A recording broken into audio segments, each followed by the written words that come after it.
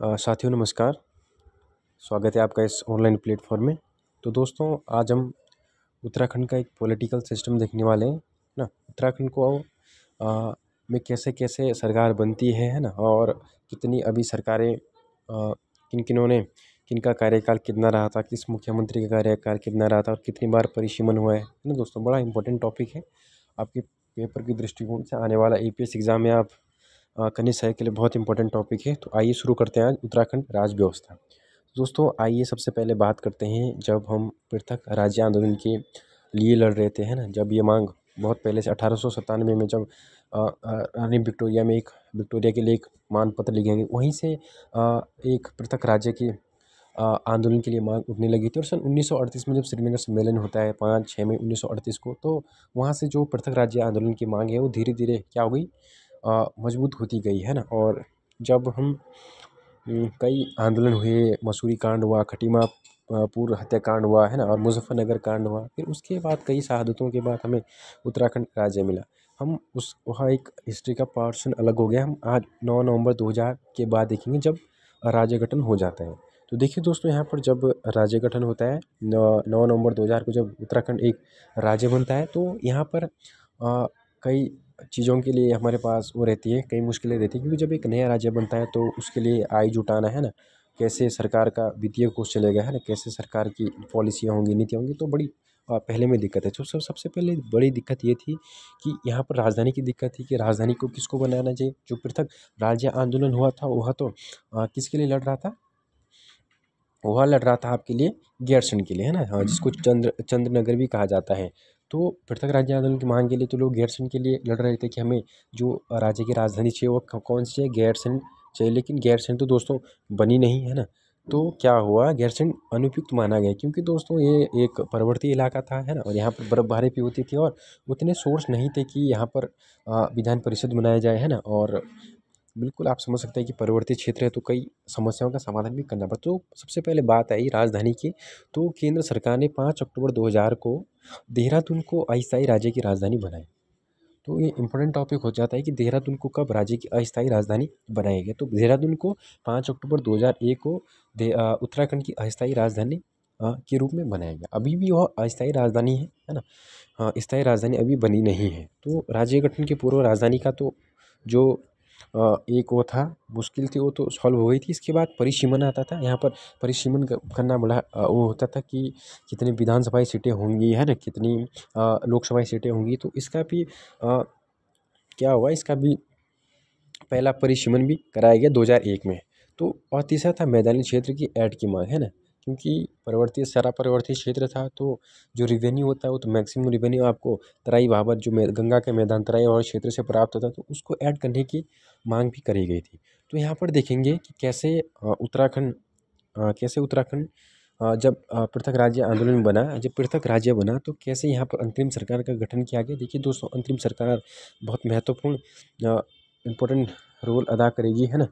तो आप यहाँ पर देखेंगे कि जब राज्य गठन के पूर्व जो उत्तर प्रदेश विधानसभा में उत्तराखंड से 30 विधायक थे, उत्तर प्रदेश विधानसभा में उत्तराखंड से 30 विधायक थे।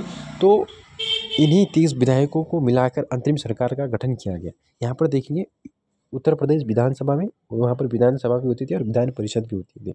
विधानसभा में 22 सदस्य थे उत्तराखंड से, और विधान परिषद में 9 सदस्य थे। 22 और 9 आपका 31 होता है। लेकिन जो विधान परिषद में एक सदस्य का कार्यकाल उस टाइम खत्म हो जाता है, तो कुल सदस्यों पर 8 बचते हैं। तो 22 + 8 30 हो जाता है, यानी कि 30 सदस्यों को मिलाकर उत्तराखंड में अंतरिम सरकार का गठन किया जाता है। यानी कि अंतरिम सरकार उस सरकार को कहते हैं जो कुछ समय के लिए, यानी कि जब तक निर्वाचन नहीं होता है, जब तक चुनाव नहीं होते, वो तब तक क्या करती है, शासन करती है ना। ठीक है दोस्तों, आगे चलेंगे यहाँ पर है ना। और फिर देखेंगे, हम यहाँ पर देखेंगे कि अंतरिम सरकार को 30 सदस्यों थे। इनका कार्यकाल 9 नवंबर 2000 से 1 मार्च 2002 तक था है ना। अंतरिम सरकार का जो कार्यकाल था 9 नवंबर 2000 से, यहाँ पर 2001 है लेकिन 2002 में था, क्योंकि पहला जो चुनाव होता है 14 फरवरी 2002 को होता है। तो 9 नवंबर 2000 को जब अंतरिम सरकार का गठन किया जाता है, तो उसमें कितने सदस्य थे? 30 सदस्य थे और इन्होंने शासन 508 डेज तक इन्होंने शासन करा। तो राज्यपाल इसमें सुरजीत सिंह बरनाला चुने जाते हैं, मुख्यमंत्री इसमें नित्यानंद स्वामी चुने जाते हैं, है ना।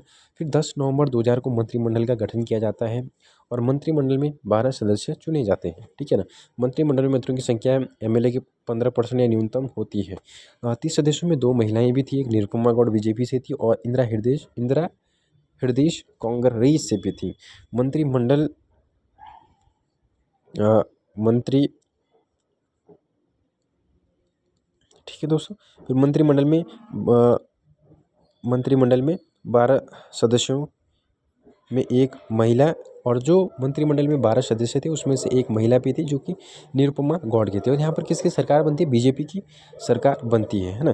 फिर 28 नवंबर 2000 को विधानसभा की प्रथम बैठक होती है और इसमें भी 30 सदस्य होते हैं। तब प्रोटेम स्पीकर इंपॉर्टेंट है दोस्तों, आपको पूछा जाएगा कि उत्तराखंड का पहला प्रोटेम स्पीकर कौन था और पहला मुख्यमंत्री कौन था और पहला विधानसभा अध्यक्ष कौन था।